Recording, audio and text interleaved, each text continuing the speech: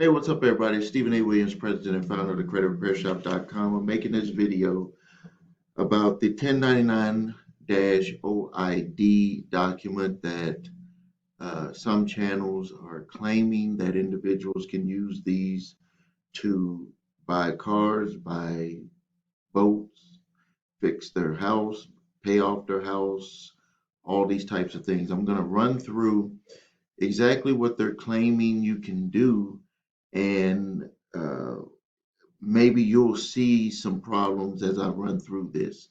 Because and my main reason why I make these videos is because I have clients who I have to clean up these problems that comes from the belief in utilization of these documents to get things, or a lot of people when they submit these, nothing happens, but some people for some reason uh, things happen and they get into trouble and we end up either having to help them with IRS issues or we have to help them with credit repair and debt issues. Now, just to run through, and I want you to comment and let me know if you feel comfortable with what I'm explaining to you on what they explain for people to do with this document. Now, this is a 1099 OID, and if you look at uh, the IRS forms website, this form states abandon, abandonment and acquisition, and what it seems like everyone is taking advantage of in the with the terminology is the portion that says acquisition. When if you look at the website straight from the IRS, acquisition, it does not stand for what they're claiming this 1099 form, OID form, for what they're trying to get people to do. It's basically from a foreclosure, and it's when the company takes acquisition of the property and they have to report that information on the credit report. I mean, not their credit report. They have to report that information to the IRS so the IRS knows what's happening with companies that are either this dispersion of property and making claims on their taxes, or if they're acquiring properties and are in the claims that they're making on their taxes, they want that information to match up. So now, but just let's just play along with what they're telling people to do. Right here where it says payer's name, they're stating and they're telling people to put the United States Treasury's name and address right here. So you're going to tell the Treasury to pay on this from supposedly the secret bank account that is attached to your IRS. I mean, not your IRS, to your Social Security number. Now, right here, they want you to actually put the Treasury's TIN number, tax ID number. That's what that stands for. And then they want you to put the recipient's tax ID number. And the example that I saw online is they wanted you to put the dealer's tax ID number right here. So you can, walk up to the dealer and just say, I need your tax ID number because I'm going to fill out a 1099 OID and submit that to you. What I've seen people doing on some videos, and this is the way that they're trying to do it, is they'll go into the dealer, they'll get a purchase order number, which dealers are trying to make a sale. They say that, hey, I want you to give me everything in writing so I know what it is, and I'm probably going to just have my the money transferred to you through my account, and they want to get all of the dealer's information. And then they want to put the dealer's name, address, all of that information there. And then right here, they tell you to in some videos, they say make up an account number. I don't know if you feel comfortable with doing that. Make up an account number. I don't feel comfortable telling people to do that. And then it says, or put the purchase order number right here.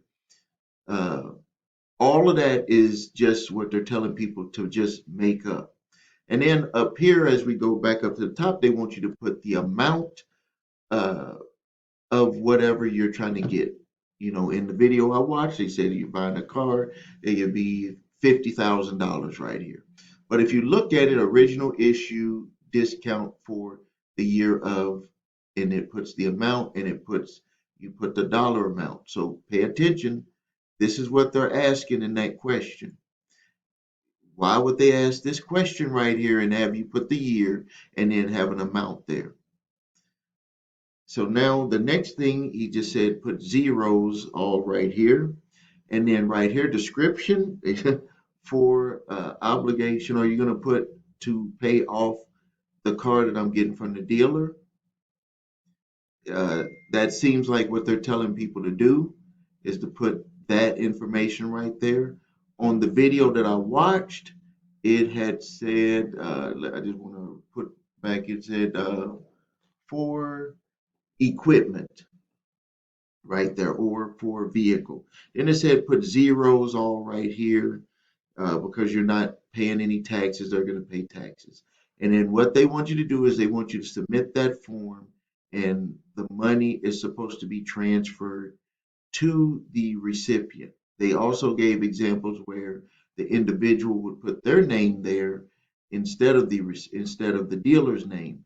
And from watching other videos, they stated that if your name is there, that you're not doing it correctly because you're supposed to have a trustee right here, and you can't be the trustee of your own account.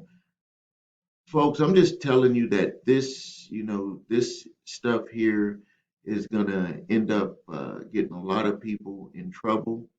The IRS website, I want you to do your own research. It has this specific warning telling people not to do this stuff. Has a specific warning, and they're alerted to issues with people submitting these to the IRS. And I'm still open to people giving me proof. You can make a video showing me that the funds came legally to your account from this treasury to pay off something like a vehicle, house, whatever, that it actually did go through that process and you got the funds legally, that you put the account numbers or that you did everything that you were supposed to do according to what uh, people are telling people to do here on YouTube, and the treasury paid it out of your secret account. I do not want anyone to send me anything where they stated in a 1099, uh, a 1099, uh, which form is that? Where they included a 1099 form for contractor. It's evading my memory right now. But the 1099 form that you would give to a contractor, 1099K form. So if it's not, I don't want to see where you made a 1099K form saying that you paid in a certain amount and then you had a refund coming back to you and then you use the 1099 OID. That's not going to work because that has been shown to be fraud with the treasury, because people are faking saying that they got a certain amount of income by using the 1099K as an independent contractor, and then as the IRS started to do their work, they saw that there was no income that was uh, really generated, and that the form was fake. Just to tell you before I finish the video, when I have some contractors that I pay, and those contractors, I have to fill out that form, I have to submit that form, and then they're going to submit their form when they do their taxes, and those forms are going to be looked at by the IRS to match. And they're going to want to see that the recipient has the form and the individual that is supposedly have paid the gross contract on that. So you see that with credit card companies, you see it with contractors, independent contractors. All right, if you need help with your credit, please visit us at thecreditrepairshop.com. Watch the video, What Makes Us Different, so you can see my 8-point validation process, my two-phase settlement process. If you have issues where you've done this and they're coming after you for taxes, we can connect you with someone that can do help you resolve that situation with the tax. It's basically going to be an offer and compromise, but for some of these with the 1099 OIDs fraud, they're not even doing compromises on them. So be very careful. If you need your credit reports and scores, please go to the website the number 3scores.com. You can get all credit reports, TransUnion, Equifax, Experian, and all three scores. And if you have debt collectors coming after you, please grab my 3-pack of letters, my statute of limitation letter, cease and desist collection activities letter, and the debt validation letter. All three of those can help you save hundreds, if not thousands of dollars. I do ask for a donation. I really appreciate that when you download those letters, but it can, it's very good value. Thank you for your time. Please subscribe. Please post your questions and comments. I know I'm going to get hit with this one, but let's just go as this is a sharing platform.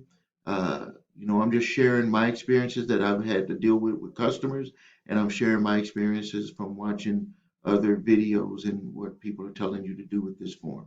Thank you for your time. This is Stephen A. Williams, President and founder of the CreditRepairShop.com.